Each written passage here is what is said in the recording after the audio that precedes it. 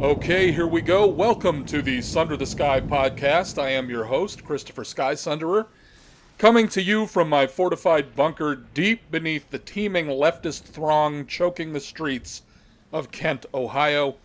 It is just about 2 months from the last time I spoke with you, so where the hell have I been? Well, I've been here, sick as a dog. As I've covered before, I have some ongoing health problems that I'm dealing with, still very successfully. The bout of acute illness of the last few months has not been related to that. But if you've been with me the whole way here since the beginning of the podcast, you know that I've been in and out of production almost since I started.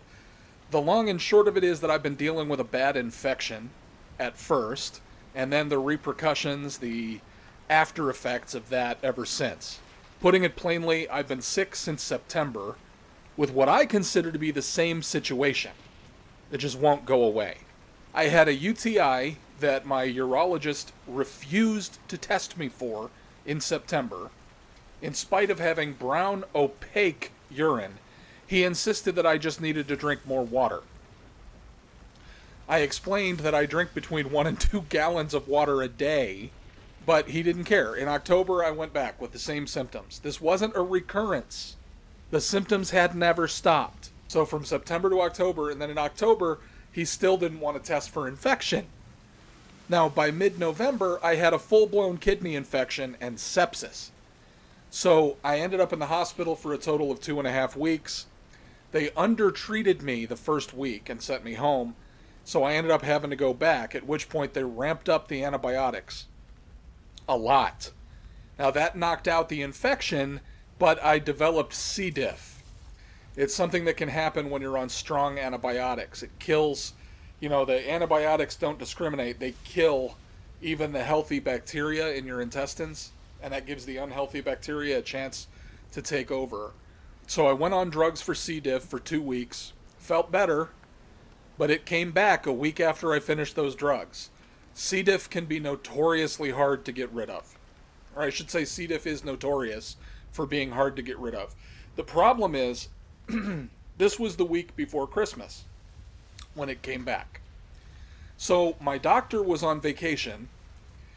The doctor assigned to handle my care whilst he was on vacation was himself on vacation. Yeah, figure that out. So it was a complete fiasco getting retested and diagnosed and prescribed. But we finally did it, and I was laid up sick and on drugs for another couple of weeks. And that medicine, the first time I had C. diff, they put me on a drug called metronidazole, I think it's called. And that, it took a week before I even started to feel any relief. But it seemed to work, right? Well, when that didn't work, when it came back, they put me on another drug called vancomycin, or Furvank, and that knocked the symptoms out right away as far as the symptoms of C. diff, but it gave me other symptoms that just made me feel like death. Okay? I couldn't even, it was hard to even get out of bed. I had no voice. I didn't have the energy to even sit up. Anyway, as I sit here now, I can tell you that I feel okay, but it seems to be coming back again. It really does. So I don't know what the near future holds. I can only promise that I will be much more aggressive and insistent when dealing with these doctors, because they've almost gotten me killed more than once in the last few months. Sepsis is no joke. Sepsis will kill you. Okay? Sepsis is when an infection has spread to your blood. Your blood is infected. And from there it can go anywhere. It can even get to your brain. It's rare and unlikely, but it has been known to happen. Anyway, that's where I am, and that's where I've been, okay? I was in the hospital at the end of Thanksgiving, and I was on, those drugs that made me feel sick at the end of December. The long and short of it is I missed Thanksgiving, Christmas, and New Year's with my family. So it wasn't a great holiday season for me. But, it's frustrating when you've been sick since fall, almost since summer. But we're doing what we got to do. I'll just deal with things as they come, and maybe maybe I'll finally be able to extricate myself from this, this bout of illness that I've been dealing with. But for right now, let's get caught up on the last few weeks. Lots to cover today. Some of this will be kind of in a drive-by fashion. Part 2 of Good Science, Bad Science is coming. But we're going to have this episode as a kind of spacer first. I know I had promised that the very next episode was going to be part 2, but that's a dedicated topic. And man, a lot has been going on in current events, and I want to cover these things while they're still relatively fresh. Okay? With the news cycle moving as fast as it does anymore, already this stuff is starting to seem a little dated, but let's cover it anyway. So, President Trump delivered the greatest State of the Union speech, certainly in my lifetime, possibly in the history of the country, wherein he outlined all of the tremendous successes of his first term thus far. And I will point out here that everywhere Trump has been successful has been in areas where he has reduced government, cut regulations, cut taxes, pulled out of bad trade deals and whatnot. The areas where he hasn't been as successful have been in areas where he's expanded government. But I'm going to do a presentation at a later date here, possibly the next episode after Good Science, Bad Science 2, that honestly, as a voluntarist, I think Trump's presidency is the best thing that could have happened for the voluntarist movement. Honestly. And I'm not saying, before I get a whirlwind of comments, okay, I'm not saying Trump's a voluntarist. I think he's more voluntarist than anybody else currently in government, but I'm not saying he's a voluntarist. I'm not saying it's a voluntarist administration. That would be a contradiction in terms. What I think a lot of voluntarists, my fellow brothers and sisters in the voluntarist movement, I think they don't understand that the state is not something that's going to disappear with a wave of magic wand. I'm not saying we need to infiltrate the state and change it from the inside. You can't change the state from the inside. Okay, that is not what I'm saying. But what I am saying is that the most useful thing about Trump's presidency, honestly, because all of these great strides he's made can be undone by the next president. And therein lies the problem. Look how much of what Barack Obama did that Donald Trump has gotten rid of. It's only been 3 years, right? So the problem is in these power structures as they are. But what I mean when I say that Donald Trump's presidency has been a gift to the voluntarist movement is that, if you'll recall, last time we spoke, I mentioned, you know what really drives them nuts about Donald Trump more than anything else? It's related to the fact that he's an outsider. It's related to the fact that he's not one of them. Okay, he's not part of the game. But the real thing that drives them so crazy is that he's getting things done. Now, think about that for a second. And I don't want to get too far into the weeds with this, okay? This is really a topic that I need to go into in a lot more depth another time. And I'm sorry, I'm still recovering my voice here. So if I crack and go in and out, that's what that is. Donald Trump is showing that government is a scam. Whether he intends to show that or not, I kind of doubt that he does. Okay, I think he believes in the state. But the fact that this guy who's just a shrewd businessman, that is someone who's used to thinking on his feet and solving problems in a way that is profitable, in a way that benefits all parties involved, comes in and minority unemployment, that's something that has plagued this country since the abolition of slavery. People have been like, why can't blacks find work? And it's always been based on blamed, I should say. It's always been blamed on institutional racism, right? Trump gets into office, everyone's screaming he's a racist in the media and in government. And I'll remind you, whatever the Republicans are saying today, it's just what is politically expedient. When Trump was running for the nomination of the Republican Party, they were all against him. Every last one of them. So don't buy this, hey, we're all friends now bullshit. That's just politics. Lindsey Graham is a weak-willed little shit. All right, he didn't suddenly see the light. He just found a new alpha male to bury his face up the ass of. Okay, that's it. He's still the same whinging little weasel he always was. These people, they're politicians first. Republican is just the brand. that they represent. Okay, a salesman is a salesman no matter what company he's working for. But the fact that Trump comes in and even with a cacophony of shrieks calling him racist, he goes in and through deregulation and tax cuts is able to stimulate minority employment to the highest level it's ever been in the history of the country. And I'll remind you, that's not like, yeah, and he did it in only 3 years. No. That was accomplished before the end of his first year. In less than a year. So I'll ask again, what the hell were all these other politicians doing for the last 100 years? What they were doing was artificially extending the problem to keep the drama going, because the drama is what gets them elected. Okay? And that's what I'm talking about when I say Trump being elected is a gift to voluntarism, which is a gift to all of us, to every living human being in the country and eventually on the planet.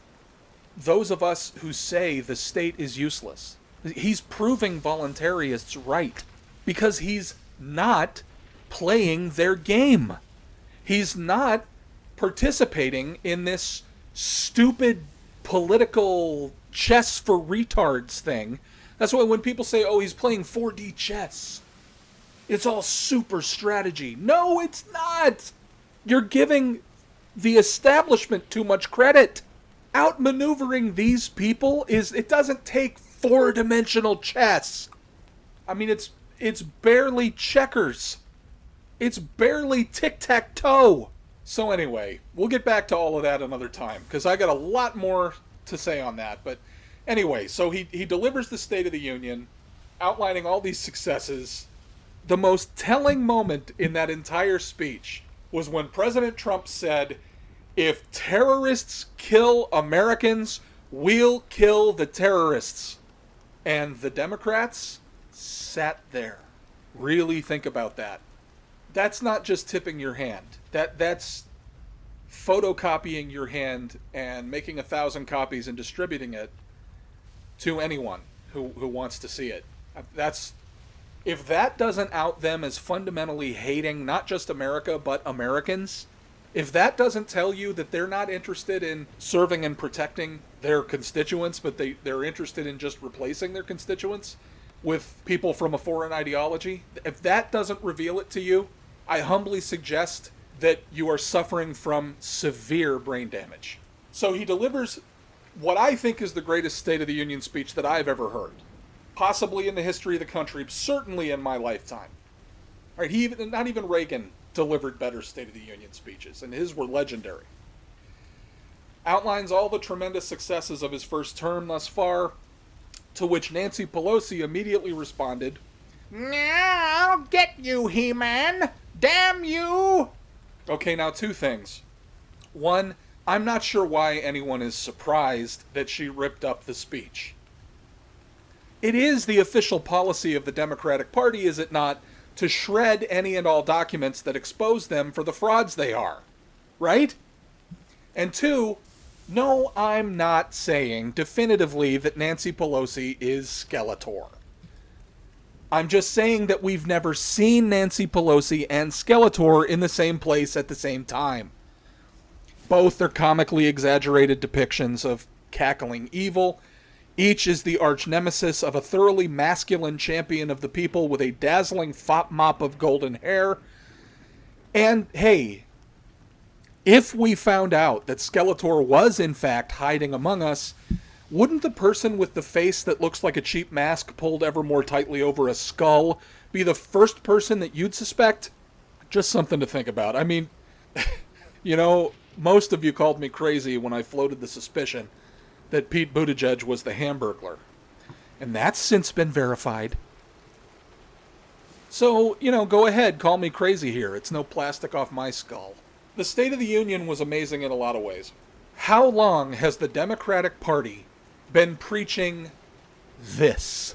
vote for me because I'm a woman. One of my merits is I'm a woman. All these mothers vote for me because I'm a woman. Because I'm a woman. Vote for me because I'm a woman. One of my merits is I'm a woman. All these mothers vote for me because I'm a woman. Because I'm a woman. A woman running to be the first woman president. I cannot imagine anyone being more of an outsider than the first woman Who can president. be more of an outsider than a woman president? Well, I can't think of anything more of an outsider than electing the first woman president. A woman president of the United States of America. Women, women, woman, woman, women, woman, women, women, women, woman, woman, women, women, women, women, woman, women, women, woman, women, women, women.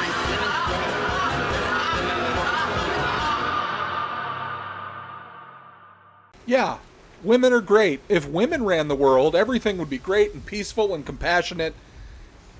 Okay, and yet, the first female Speaker of the House, that's the second most powerful person on the planet, and she's this absolute whirlwind of alcohol and corruption, complete with temper-tantrum hissy fit after a rival's speech. Oh, what a shining example of how great women in power would be. By the way, the President's State of the Union speech, yeah, that's an official government record. And destroying those is a Class 1 felony, just, as an aside. So, clap the creature in irons, boys. I mean, it needs a timeout. Okay, so I wanted to give a shout out here at the top to Vince, Justin, and Juan from the Inconclusive Breakdown podcast, who are recording their 300th episode in a few days. Congratulations, guys. That's a huge milestone. As I've mentioned before on the show, those guys have really helped me to get my feet under me in starting this podcast. So great job, guys. Here's to 300 more. All those moments will be lost in time. Like tears in rain. In a world where Hollywood tries to tell you how to live while doing the exact opposite, where fresh ideas are tossed away for a cash grab reboot, where the media has become nothing but propaganda and freedom is traded for what they tell you is security and safety, there is Inconclusive Breakdown. Your weekly look at current events and entertainment with no political correct BS. Just news and uncensored opinions, everywhere you get podcasts. A proud member of the Shining Wizards Network. Okay, and moving on here. As I said at the top, I want to cover a lot of the current events that have been unfolding over the last several weeks. And the main topic here today is really just a question that I want you to consider. And in the consideration of that, we can run through a lot of the current events of note these last few weeks, okay? And the question is this. I just want you to consider what happens when Democrats gain full control of something. Keep in mind that Virginia has heretofore been a deeply red state. A state, Virginia has enshrined the principles of the U.S. Constitution since the founding. Relatively low taxes and regulations, one of the best Second Amendment states. Well, last month saw the first week in which the Democrats had full control of all branches of Virginia's government. Keep in mind also, the Dems only have a majority of 1 vote in the state Senate and 5 votes in the General Assembly. Okay, so as we go forward here, keep in mind, their majority consists of 1 vote in the state Senate, 5 votes in the Assembly, okay? So this is 1 week into full Democrat control of a state, and on their first day, with this tiny majority, they proposed a gas tax hike that would rise progressively year after year going forward, starting this year on July 1st, a fee for fuel-efficient vehicles. Because, see, if you did what the Democrats have been insisting everybody do for the last forever, and bought a fuel-efficient vehicle, an electric car, or a car that gets, I think the guideline they had was 25 miles per gallon or more, or a vehicle that runs on alternative fuels, something other than gasoline or diesel, you're going to pay a fee because, doing the right thing doesn't mean you get to escape the same taxes you would have paid even if you hadn't done the right thing, right?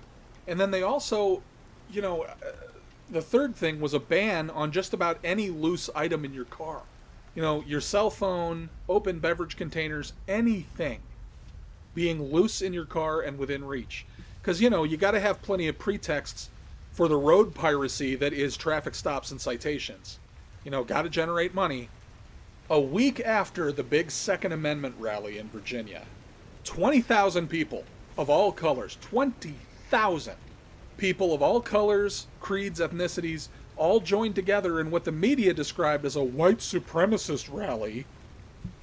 Not one instance of violence, not one shot fired.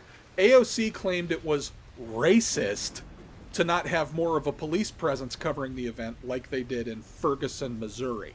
First of all, Ali Hoopta, the Ferguson demonstration was a riot, not a rally, complete with fire setting, window smashing, car bombing, and looting of local businesses. The fact that it was a planned event on your party's end doesn't change what it was. It was a riot, not a rally. Secondly, racist against whom? The thousands of blacks and Latinos who were in attendance alongside their white neighbors? Anyway, just about a week after that event went off, every last one of those people armed to the teeth and not one shooting, because here's a hint, nobody starts any shit when everyone is armed. The Virginia state legislature pushed through on their gun control measures anyway. Thousands of Second Amendment advocates were in attendance for that vote. So many, the crowd extended into the hall and even out into the street. And upon passing the bill, the crowd began booing in protest, at which point the police ordered them out of the building. Because that's not some jackbooted authoritarian shit right there. Yet another example of whose side the police are actually on. They're not there, I've been saying this for years, they are not there to serve and protect you. They're there to serve and protect the ruling class, the political elite, from you. Let me call your attention also to this. This will seem off topic at first, but bear with me. Yep, I'm munching on cough drops here right in front of the mic. If you listen to the first part of the podcast, you'll understand why I really thought my voice would hold up longer than 15 minutes, but apparently not. Okay, so calling your attention to this, and again, this will seem off topic at first. Just stay with me. CBS News recently reported that the national homeless population is rising for the third year in a row. I'll have links to all of this in the description box below the video. Gee, third year in a row? Why, that's how long Trump's been president. If Trump's economy is so great, how can the homeless population be increasing? Listen to me. All of these increases in homelessness are in California. Homelessness in every other state is decreasing. I'm going to say that again. All of the increases in the national rate of homelessness are in California. Everywhere else, homelessness is going down. So, follow this. California's homelessness problem is so bad that it is outpacing the increased prosperity, record employment, and unprecedented market performance. Even adjusting for inflation, this is the most the economy has boomed in over a century. It's the healthiest economy we've ever seen. And that's not hyperbole. It's the healthiest that the economy has been for longer than anyone currently living in the U.S. has been alive. So it's literally the strongest economy we've ever seen. And this is happening all over the country. And California's homelessness problem is bad enough to offset the housing metric of that flourishing national economy in spite of it. Homelessness in 49 states is going down. But it's going up in California at such a rate that the national average is going up. Process that. So it's worth asking, isn't it? What have the people in charge of California been doing for those 3 years. Because it is related to Trump, isn't it? What they've been attempting to do is torpedo the election of the president whose policies have launched the national economy into the stratosphere so they can remove him from office. They have done nothing but wring their hands and bitch about the guy who's ushered in this economic prosperity, who's finally, after all this time, started to get the government out of everybody's way and off of everybody's back, and they hate him for it. They hate how well the country's doing. After all, what's good for Americans is bad for the Democratic Party. Meanwhile, back in their home, where Skeletor, Adam Schiffless, Mad Maxine Waters, Diane Frankenfeinstein, the state they literally run, is wallowing in shit. And again, that is not a euphemism. Literally wallowing in shit. The goal of Democrats nationwide? Turn every state, indeed the entire country, into California. And here's why they have a legitimate shot at making that happen. When a prosperous red state flips blue and has its economy run into the ground by communists, what do the people with enough money to leave do? Yeah, they leave. They go to more prosperous areas. Many of these people who flee the red state, which has collapsed into its blue ruin, are the very voters who voted that ruin into existence. And when they arrive at their new greener pastures, their healthier economies, their new red state homes, do they realize the error of their ways and stop voting blue? Of course not. Of course not. What are you, a fascist? It is not the communist left who are wrong. Dying economies are not the fault of economic illiterates voting for economic illiterates. No, it is the rest of the world who's wrong. That wasn't real leftism. We just need to try again somewhere else with the right people. What all these fucking idiots say about the Soviet Union, Venezuela, Cuba, you name it, is exactly what these leftist locusts who migrate from blue states to red, it's exactly the same thing. Well, they just didn't do it right. We'll do it better this time. And what happens then? Well, the next red state starts looking a little purple around the gills, and then the purple deepens and spreads, and then the state flips blue, and then its economy tanks, and the locusts pick up and buzz on to the next location. Oh, and there's more to this. See, you can look this up. Soros and Bloomberg spent an absolute fortune getting those majorities comprised of extreme radical gun-grabbing leftists in Virginia. They were the two biggest contributors to Northam and all the other Democrats in Virginia. Those guys, and people like them, Soros and Bloomberg, and their billions, are a major part of why this happened in Virginia. I promise you, they aren't going to allow that investment to have been a waste. They're going to do everything in their power to make sure it pays off for them. That's why, with this tiny little majority, they're already going after guns and speech. This is the endgame strategy of the leftist ideological elite, the global elites. They want capitalism dead and gone. They want liberty dead and gone. They've had it. They want their big, round, blue tax farm. They're tired of these piecemeal taxation sharecrops and co-ops that they've had to subsist on thus far. They don't want to be billionaires anymore. They want to be trillionaires. They want total global communism, and the United States of America is the linchpin. It is the last stronghold of self-ownership, self-governance, and liberty, holding that back from taking place. I know it's not perfect. I know it's not the voluntary society. But it is so much freer than anywhere else on Earth. If they can just knock this pin out, it's over for everyone, everywhere. Do you understand there's nowhere else to go? Once freedom is lost here, there is nowhere left to fall back to. There's no more falling back. And like I said, let's go back to Virginia. The state legislature is also pushing now to make criticism of government officials illegal. Like, they've gone after the Second Amendment. What did they do? Right after that, they go after the First. What have we been saying for decades? Once they get the guns, the very next thing they'll go after will be speech. They're going to make it illegal to criticize them. And yes, that's exactly what they're doing.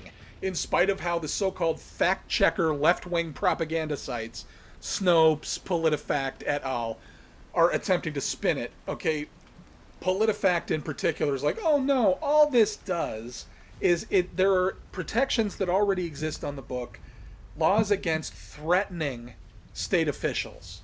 And they're just, all this new proposal does is expand those protections into Richmond, because somehow there's this one city that wasn't covered by it before. It's nonsense. I can't believe the idiots at PolitiFact and Snopes couldn't come up with a better lie than that to cover this. Here's what they conveniently leave out. Okay, the existing legislation they're talking about has been rewritten as follows. Quote, if any person with the intent to coerce, harass, intimidate any person shall use a computer or computer network to communicate obscene, vulgar, profane, lewd, lascivious, or indecent language, or make any suggestion or proposal of an obscene nature, or threaten any illegal or immoral act, he is guilty of a Class 1 misdemeanor. End quote. Okay, who decides what counts as harassment? Who decides what counts as obscene? In this case, it would be the people making the claim. Because the only people protected by this are the top officials of the Virginia state government. Northam and a handful of others. That's it. Before, the law was much more clear than that and much more specific. You couldn't threaten a state official with violence. They changed it with all this, intent to harass or proposals of an obscene nature or suggestions that are offensive. All these, no law should be anywhere near this subjectively worded. That's the point. Like I said, considering that question, what happens when Democrats get control? I bring up Virginia because it's the new California. California was once a red state. I know it's crazy to say that, but it was. It was once a beacon of free market economic prosperity, capitalism and commerce, literally turned a barren desert by the sea into a thriving center of culture and opportunity. And then the left moved in and set up shop. Well, that's what's currently taking place in Virginia, and it's about to take place in Texas. Yeah, good old red as hell Texas. If you track the voting tendencies of Texas districts, municipalities, and the like, you can see the blue rising like damp up from the southern border and spreading northward. And I'll also call your attention to this. This is Kyle Jurek. Hat tip to Project Veritas. He's the Iowa field organizer for the Bernie Sanders presidential campaign. Let's hear what Kyle has to say. We gotta try. I mean, in Nazi Germany, after the fall of the Nazi Party, there was a shit ton of the populace that was Nazified. And Germany had to spend billions of dollars re-educating people to not be Nazis. We're probably gonna have to do the same thing here. And that's kind of what Bernie's hey, free education for everybody, because we're gonna have to teach you not to be a Nazi. That's kind of what Bernie's always saying about free education for everyone, because we're gonna have to teach you how to not be a fucking Nazi. Okay, so that blows the whole narrative that public education isn't about indoctrination right out of the water. First off, okay, and also, I guess Bernie's free education for everyone is just a stepping stone to gulags, if I'm reading you right. Right, Kyle? There's a reason Joseph Stalin had gulags, right? See? Mm-hmm. And actually, gulags were a lot better than what the CIA has told us that they were. People were actually paid a living wage in gulags. They had conjugal visits in gulags. Gulags were actually meant for re-education. The greatest way to break a fucking billionaire of their privilege and their idea that they're superior, go out and break rocks for 12 hours a day. You're now a working class person, and you're gonna learn what that means. So that was the intention. of gulags, right, is like not only to like remove the like people that were like insidious to the state from the state, like, hey, you guys are all causing problems, you're like working against the revolution. We're just going to remove you and put you in Siberia, where you learn the fucking value of like being a comrade. Like, I mean, and that's like, you know, that's what it has to be. Like, our prisons in the United States right now are far worse than anything that they experienced in Gulag. Like, people get raped. People fucking work 12 hours a day. People have to go fight fires in California for $1. You know what I mean? Like, that's fucked up. That's super fucked up. Yeah. The Soviet Union didn't do that shit. Our prisons in the United States right now are far worse than anything that they experienced in a fucking gulag. Like, people get raped. People fucking work 12 hours a day. People have to go fight fires in California for $1. That's fucked up. That's super fucked up. Soviet Union didn't do that shit. Oh, okay. I read from the Gulag Archipelago, the definitive work of the 20th century describing Soviet gulags, written by Alexander Solzhenitsyn. Quote, prisoners would have their skulls squeezed within iron rings. A human being would be lowered into an acid bath. They would be trussed up naked to be bitten by ants and bedbugs. A ramrod heated over a Primus stove would be thrust up their anal canal, the, quote, secret brand. A man's genitals would be slowly crushed beneath the toe of a jackboot. In the luckiest possible circumstances, prisoners would be tortured by being kept from sleep for a week, by thirst, and by being beaten to a bloody pulp. That was the luckiest possible circumstance for someone in a gulag. To only be beaten to a pulp and, you know, thirst starved so that you couldn't sleep for a week. Oh, but they totally like weren't that bad, dude. To continue, quote, a human being became a vessel of fear subjected to it, and it turned out that the least dangerous form of existence was constant betrayal.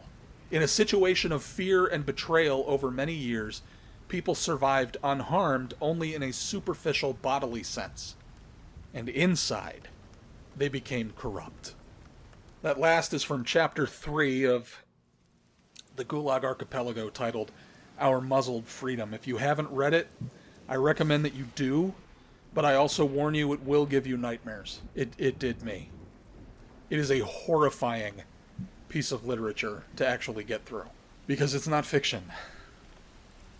Oh no, those are just like CIA lies, dude. No, Captain Jackass.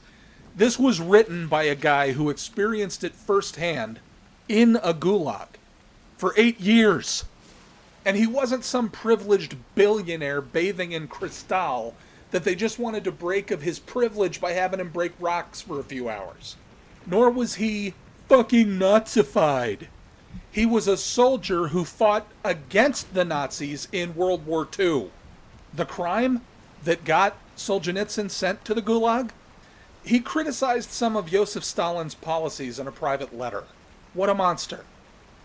You people in Antifa, you are the fascists. The line, the differential between communism and fascism, is razor thin.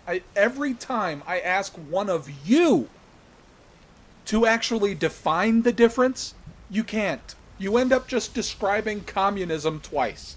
So even though there is a difference, it's minuscule, and you people don't even know what it is. It's really a minor difference in policy implementation more than anything else.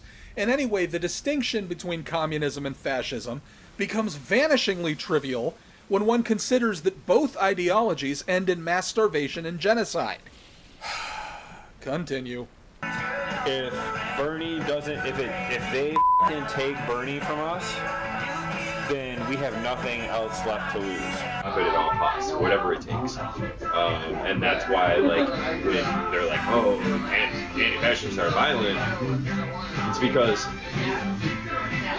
we're willing to go above and beyond what the law says is acceptable. Like, oh, free speech, yeah. Like they try to be like, oh, you're a victim, or you're against free speech. No, we're not against free speech. We're against hate speech. And if your free speech is something that like these people shouldn't exist, then I don't give a if it's free speech or not. You don't need to, like, free speech has repercussions. Yeah. There are consequences to your right? Yeah, should there be consequences for your speech, Kyle? That you're literally threatening people with violence, which is not even covered by the First Amendment? He doesn't get the nomination, or it goes to the second round at the DNC convention. Milwaukee, word. It'll start in Milwaukee, and then when the police push back on that, in other cities, Be ready to be in Milwaukee for the DNC convention. We're going to make 1978 look like a Girl Scout cookout. Hey, Hoopta Occasional Cortex, are you starting to understand why we need more police presence at a leftist gathering than we do at a Second Amendment rally? What does that mean? Remember what happened when McGovern got fucked in Chicago in 1978? Riots. People getting beaten by the cops. The cops are going to be the ones that are getting beaten in Milwaukee. You're going to call it the National Guard for that shit.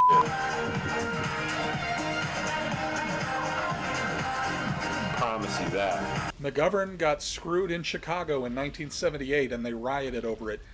Okay, listen, dumbass. The riots you're flapping about in Chicago were in 1968, not 78. And they were over the Vietnam War, not the election. Those riots were incited by the underground radicals known as the Chicago 7. People a lot like you. Also, McGovern wasn't even running in 68 or 78. McGovern ran in 1972. And the convention wasn't in Chicago that year. And there were no riots. You've managed to be dead wrong about every single element of your comparison. So I don't know what to tell you. Good job? Anyway, there's another Bernie field organizer, Martin Weisgerber from South Carolina, who Project Veritas recently outed. I'm just now getting to his tapes. But it's pretty much the same sentiments and intentions. Riots, violence, gulags, communism, kill the rich. Oh, but Chris, those are just kids, and that's just the Bernie campaign. That gulag stuff is just a feature of the squad and the commie extreme left like Bernie. It's not like that's the position of the establishment left or anything. Okay, you sure about that?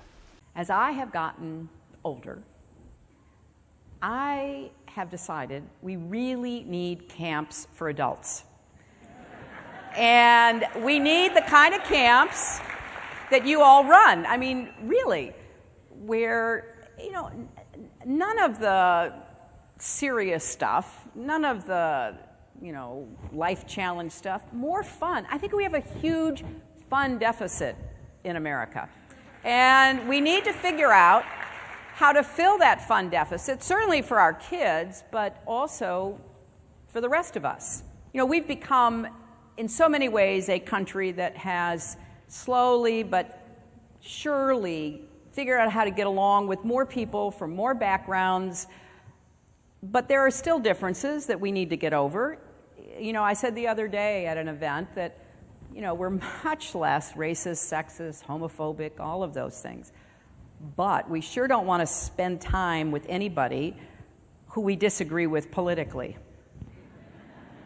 I mean, that is just too stressful. So, maybe mix it up a little bit.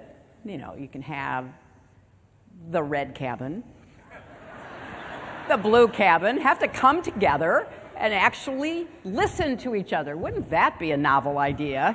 And sort of create this, much more open dialogue opportunity, which I would like to see more of in our country. Certainly for our kids, but also for the rest of us, clearly referencing public education, indicating that we need education programs for adults in the same vein as the education we give our kids. And remember, she wants to lower the age at which kids begin public school to 2. She's talking about re-education and indoctrination. And I'll remind you of something Hillary said during her last presidential run. I believe the state's duty is to raise and educate children. Parents have a secondary role. Yep, she really did say that. Follow this for a minute. We've learned to get along with lots of different people, but we're still having a problem getting along with people with whom we disagree politically. She's saying that while we've become more diverse and more comfortable with diversity, read the leftist agenda. When they say diversity, that's what they mean. Real Americans, people who believe in freedom and liberty, we don't preach diversity, we preach unity. That no matter how different we are, we can all unify under a common American culture. That we all value individual rights, individual liberty, self-reliance, self-determinism, no matter what you look like or where you're from or what God you worship or don't worship or whatever. That's unity. Diversity is the opposite of unity in the way the Democrats intend and implement it. You have to have a certain number of people working at your company that are this color, and a certain number that are this color, and a certain number of this gender and this gender. And how is that going to play out now that we've got 1,000 different genders, right? She's saying that even though we've become more comfortable, the leftist ideology has progressed pretty far, but we still need to go further. And I just don't trust any of you little peasants to get there on your own. So we're going to send you to these fun camps. Remember in South Park? Did I say death camps? I meant happy camps. But that's exactly what this is. Fun camps where you will learn about getting with the program. Oh, and we're still not integrating with each other politically. There just doesn't seem to be a common ground between turning the country into a human ant farm run by psychopaths and living as free human beings with individual rights. So we'll put all the conservatives in this cabin and all the good people over here, and they'll have to come together and listen to one another. I know she didn't use those words. Okay, I'm reading between the lines. Yeah, the left is all about listening and discourse. Look, the fact is that libertarians, conservatives, liberty movement people, we've been extending the offer for open discussion and communication to the left forever. We still are. I still am. Every conservative I know is. Every libertarian I know is. Certainly all of my fellow voluntarists are open to discussion and debate. But authoritarians, which the left, the Democratic Party is the vanguard of authoritarianism. And their response to those overtures, those offers of discussion, is to slap our hands away, throw acid on us, blindside us with bike locks to the skull, scream and shriek at the sky, and to attempt to ban our opinions, our entire philosophy, as hate speech. Hillary, if you wanted people, they'll finally come together and listen to one another. Oh, under speech codes, though, of course, right? Because you don't want the First Amendment anymore, just as we heard young Kyle talk about. But Chris, you're taking this too seriously. It sounds crazy. She's just making an offhand jokey comment about forcing people to communicate. Hillary Clinton doesn't do jokes. I know, like I said, if you've never paid attention to the Clintons, even once in your entire life, you might not know this, but trust me, Hillary does not have a sense of humor. If you think that's just my opinion, okay, find me a clip of her laughing. Just link me to it. Not performing a recital of a rehearsed laugh, but actually laughing. Go ahead, I'll wait. I'm here all night. Send me the link. She's laying the groundwork for something she actually plans on proposing at some point in the future. And I could give you dozens of examples of her doing this. It's just, I'm just going to talk kind of casually, kind of loose and kind of loosey-goosey about this kind of thing that I think would be kind of funny. Ha ha ha. And then the very next time she's in any position of power, she proposes it. And it's no longer some fun, jokey thing. It's her position. Okay, she's putting it out there. She was putting it out there in this way, in this tone, and with this presentation, to get a sense for how people would react to the idea. Just the faintest description of the idea. So that she knows how to play it and how to spin it later when she's coming to us with the idea of, I don't know, what would you call them? What would she call them? Acceptance camps. Community camps. Okay, so she doesn't have to use terms like indoctrination, re-education, political rehabilitation, or anything like that. None of the terms that her forebears in global communism have used before her. You are looking at a psychopath right there, people. A psychopath without human compassion, empathy, or emotions. She can feel surges, she can feel reactions, but not emotions. Okay, the pretty little light dangling from the end of the anglerfish's forehead barbel is not a pretty little star or fairy enticing you to play with it. It's a lure. And right behind it is the most horrifying set of jaws you've ever seen, just waiting to snap you in two and swallow both halves. This woman is a venomous snake. And anything she offers you, any overture she makes that seems good-natured or humorous, it's nothing more than a ploy. It's the snake blending into the tall grass. The red cabin and the blue cabin, and people would have to come together and actually listen to each other. Wouldn't that be a novel idea? Well, Chris, what's wrong with that? Okay, remember, this is the same woman who said this. You cannot be civil with a political party that wants to destroy what you stand for, what you care about. That's why I believe if we are fortunate enough to win back the House and/or the Senate, that's when civility can start again. But until then, the only thing that the Republicans seem to recognize and respect is strength. Once we're back in charge, civility can return. My God, the implications of what she's saying. So these happy fun camps are obviously only going to work if they're run by leftists, right? Because, as Hillary said, you cannot be civil unless the left are in control. And again, you know... But Chris, aren't you overreacting? I mean, she's just running her mouth. It's not like she's actually planning on introducing anything like this. Well, as I've already said, that's not how Hillary works. Okay, whatever she introduces in some innocuous way, you got to understand, Hillary Clinton is Saul Alinsky's, like, #1 disciple. And yeah, I'll tag back again to Rules for Radicals by Saul Alinsky. It is the Democratic Party playbook and has been since it was published. Okay, I'll give you another example of what I'm talking about. Okay? The entire Democratic Party does this. They'll introduce something in some innocuous fashion, and then they'll talk about it more, and then they'll make it a talking point, and then they'll advance it and actually start talking about, what, are we doing this now? Man, we should write a bill. Okay? And I'll give you this example. Hat tip to Breitbart.com. This is from January 14th. Okay?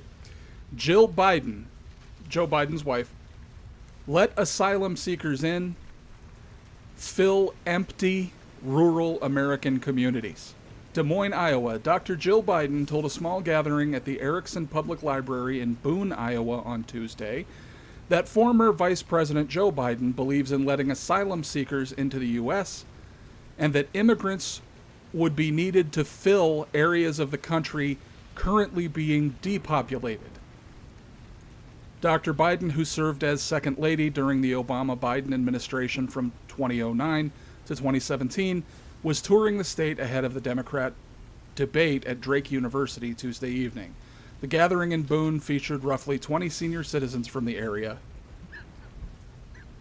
So, yet another major packed to the rafters rally for the Biden campaign, along with about a dozen members of the press.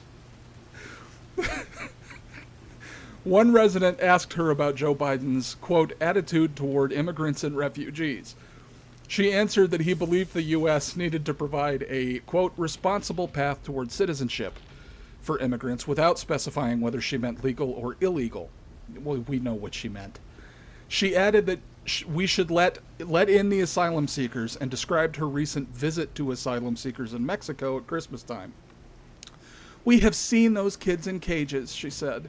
She added that migrants from Central America were living in terrible conditions at the border with Mexico, under tarps, in the mud, with no shoes, and with urgent health challenges. We know this is all bullshit. Okay, Candace Owens has visited these facilities and filmed it. These families are escaping from the gangs and violence. This is not who we are as Americans. Also demonstrably untrue, a lot of these kids are just being used by members of those gangs attempting to come into the country. Over 30% of the children apprehended at the border are not traveling with their parents. They're just traveling with some person who claims to be their parent. She added that local communities in Iowa were welcoming immigrants and added that immigrants could help repopulate communities where, quote, people are leaving for one reason or another with the help of companies that provide jobs. Okay. Leaving for one reason or another, they're leaving because you wrecked their economies. And now they just, well, let's fill those areas with these illegals. Okay, now, that was January. Let's advance. This is from Pete Buttigieg. Buttigieg proposes repopulating rural areas with immigrants. So now Buttigieg is saying it's not just Joe Biden's wife. Now it's one of the actual candidates saying it. And she claims to have been speaking for Joe Biden. And we already know all of these Democratic candidates raised their hands when asked how many of you would include in your proposals to provide health care to undocumented immigrants. They all raised their hands. There is no diversity of ideas on the left. Okay, there is diversity of presentation of those ideas. Hillary Clinton is every bit the commie that Bernie Sanders is. Okay, these kids, Kyle Jurek and Martin Weisgerber, they're just the young, inexperienced kids who are saying the stuff out loud. That's it. This has always been the goal of the Democratic Party. Drift ever leftward, keep moving the Overton window leftward, and then keep looking back at where you used to be and calling it far right. Because you're always the center. No matter how far left you move, that's just the new center, right? So, yeah, this is how they operate. This is what they're doing. It's obvious. So again, I ask you to consider what happens when Democrats get control. Well, according to Hillary, that's when civility can return, right? When Democrats get even that tiny little majority in Virginia, look what they're already doing. And I've just given you a glimpse of what they have in mind. Because Trump's election has really shaken them up. Like I said at the top, Trump is proving, whether he intends to or not, how useless government is. Because they don't solve problems. Their careers are based on addressing ongoing problems. If problems are solved, they're out of a job. So yes, please just keep that question in your mind. Because as I mentioned before, the problem we're having right now, all this, the impeachment and everything the Democrats have been doing, were really facilitated by the fact that there were Republicans, or people, Trump voters, people who voted for Trump, who then turned around in 2018 and voted for Democrats. The Democrats in Congress, who all of them swore to a person they would vote against Nancy Pelosi becoming Speaker again. And they lied. The vote to confirm her as Speaker was almost unanimous among the Democrats. So please just keep that in mind, okay? What happens when the left actually get control? I've given you a bunch of examples of what's in their hearts and minds. Just keep it in mind, okay? So let's do our listener questions and then we'll call it a day. Listener question from Stan. I've heard you mention on the show that you do the carnivore diet. Yeah, I do. Do you think they'll ever fully ban meat? And if they do, How will you maintain your diet? I do. Though I occasionally eat asparagus, broccoli, onions, and tomatoes, I also cook my meat sometimes with garlic. But I'm overwhelmingly carnivore. I'd say about 90% of my diet, besides water, is not only meat, but red meat. I sometimes break it up with the occasional pork loin chops or chicken. I'll get a lot more into this later when we get back to science. Okay, remember, I'm going to use my own health struggles and everything as a way to get into that topic, and we'll get to my diet on that episode. Will they ban meat? Honestly, ever since the banning of plastic straws for absolutely no sensible reason, nothing would surprise me.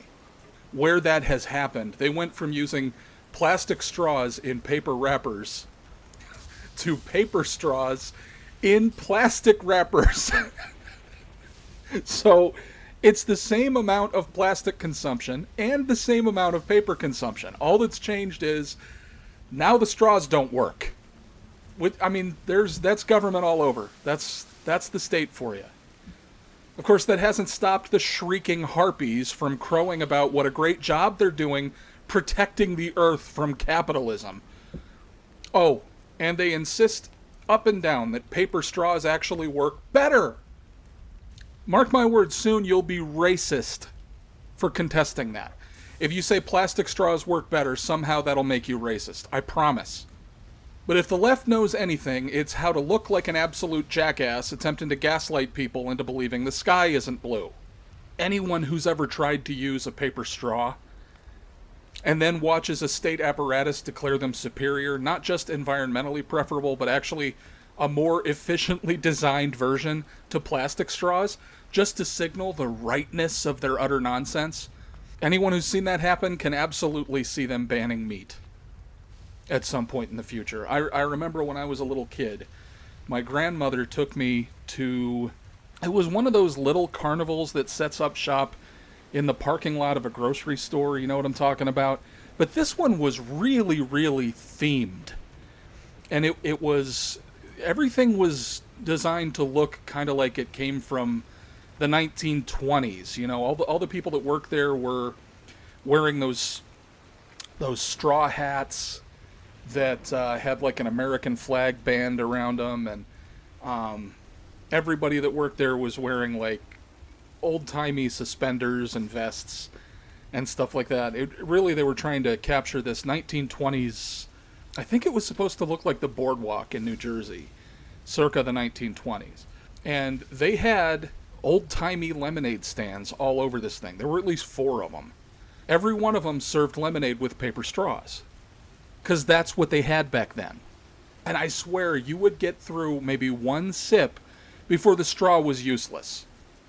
And what you saw all over the parking lot, I remember this vividly, all these soggy paper straws just laying around on the ground, because when you got past your first sip and the straw became useless, everybody was just taking the straw out, dropping it on the ground, and just drinking straight out of the cup, right? So there's paper straws creating more litter. And, by the way, the Democrats who are virtue signaling about how cruel and environmentally destructive meat eating is, just last fall held a big steak fry for their presidential candidates. Remember that? They fried up over 11,000 steaks for their adoring supporters, who on any other fucking day of the fucking year spend half their time tweeting about how it's a dozen different shades of pure evil to consume anything that came from an animal. Somebody said to me the other day that, you know, we have to remember e pluribus unum. At the end of the day, we're all the same country.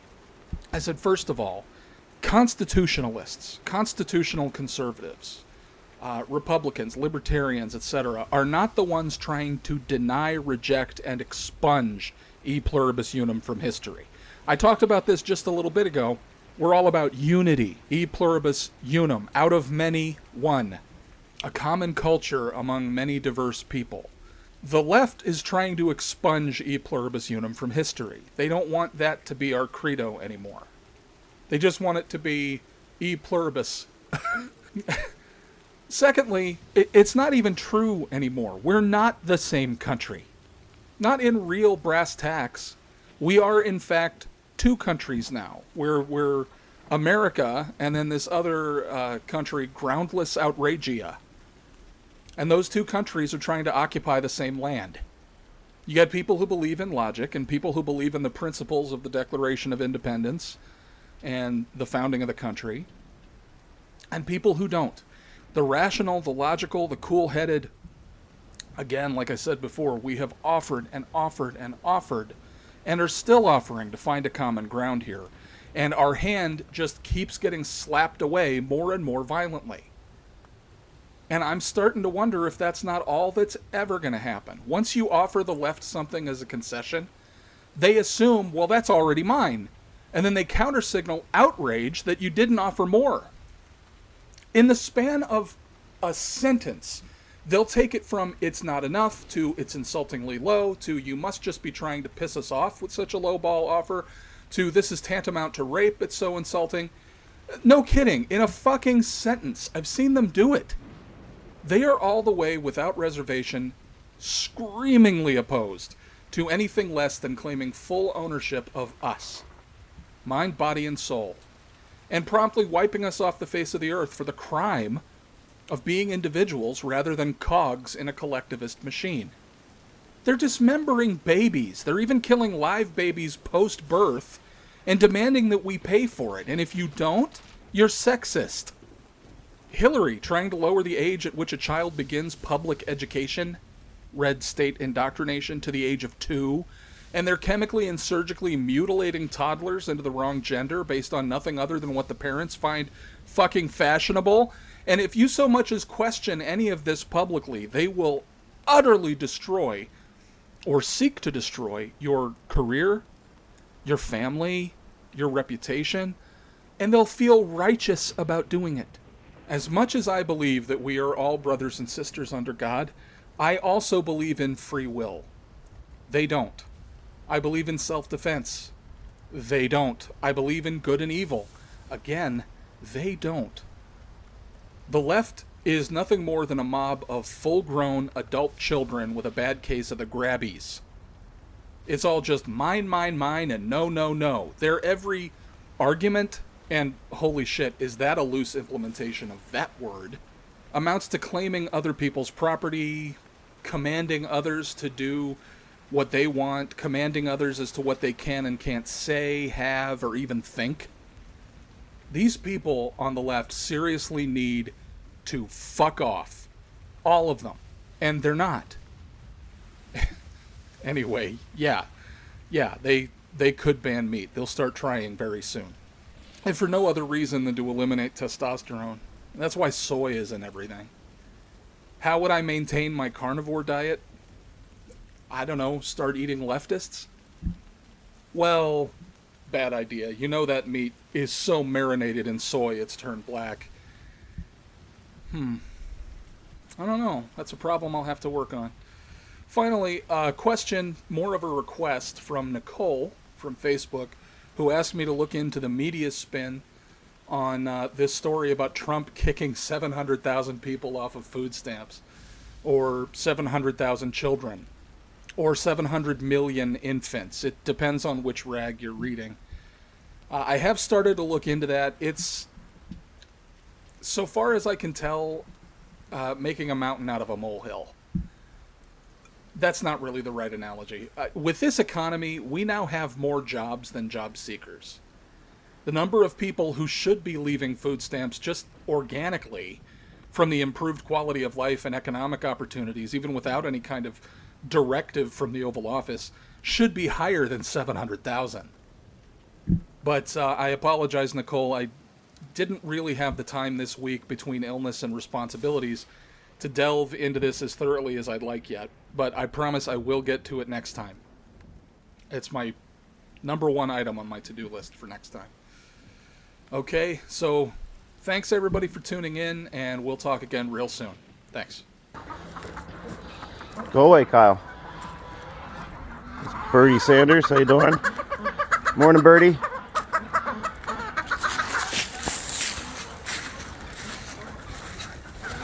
There you go, Kyle. Kyle! Fuck off, Kyle! Fuck off. You made me dump on my corn. Don't be a dickhead.